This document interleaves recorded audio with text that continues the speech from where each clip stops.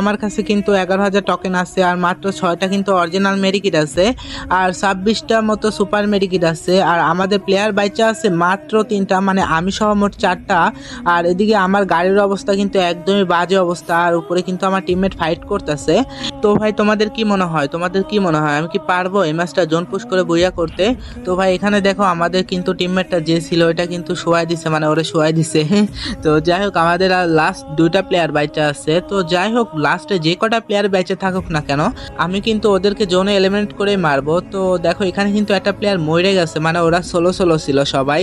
আর ভাই এখানে দেখো আমার গাড়িটা কিন্তু আটকাই গেছে আর এদিকে কিন্তু আমরা দুজনই আসি। তো দেখি আমরা লাস্ট পর্যন্ত বইয়ে আনতে পারি কিনা। আর ভাই আমি কিন্তু ওরে গাড়ি দিয়ে মারবো না, আমি ওরে এলিমিনেট করে মারবো। আর ভাই তোমরা দেখতে পাচ্ছ আমার কাছে কিন্তু 11,000 টোকেন আছে। আর একটা কথা বলি, আমরা কিন্তু ডুও ভার্সেস স্কোয়াড খেলতে আইছিলাম আর ডুয়োতে এত টোকেন জোগানো কিন্তু এতটাও সহজ না, অনেক খাটনি করতে হয়।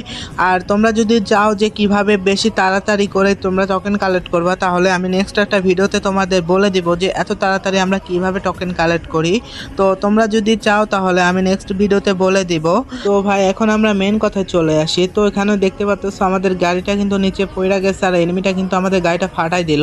আর ভাই এখানে তোমরা দেখতে পাচ্ছ আমি কিন্তু কন্ট্রোলই করতে পারতেছি না, এর কারণটা আমার সেটিংটা একদমই নতুন, মানে আমার মেডিকিটের অপশনটা এখানে ছিল না। তো যাই হোক তারপরেও দেখো আমার কিন্তু মেডিকিটের অপশনের উপরে আমার ইউজ বাটনটা, যার কারণে অনেক প্রবলেমে পড়ে গেছিলাম এই সময়ে।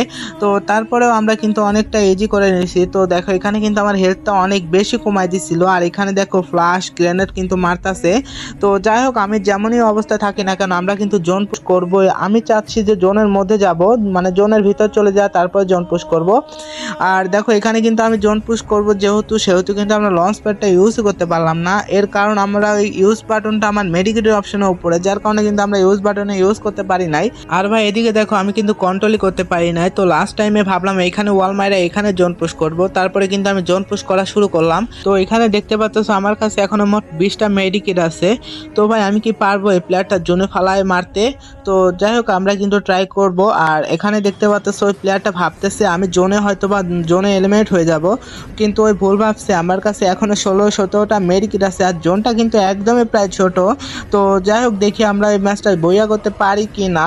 তো ভাই এখানে দেখতে পাচ্ছ আমার কাছে কিন্তু এখনো 14টা মেডিকিট আছে আর জোন যেহেতু ছোট হয়ে গেছে এত মেডিকিট লাগবে না হয়তো বা, যদি ওই প্লেয়ারও জোন পুষার হয়ে থাকে আর এত মেডিকিট থাকে তাহলে হয়তো বা আমি পারবো না, কারণ আমার কাছে আর মোট মার্ক 10টা আছে।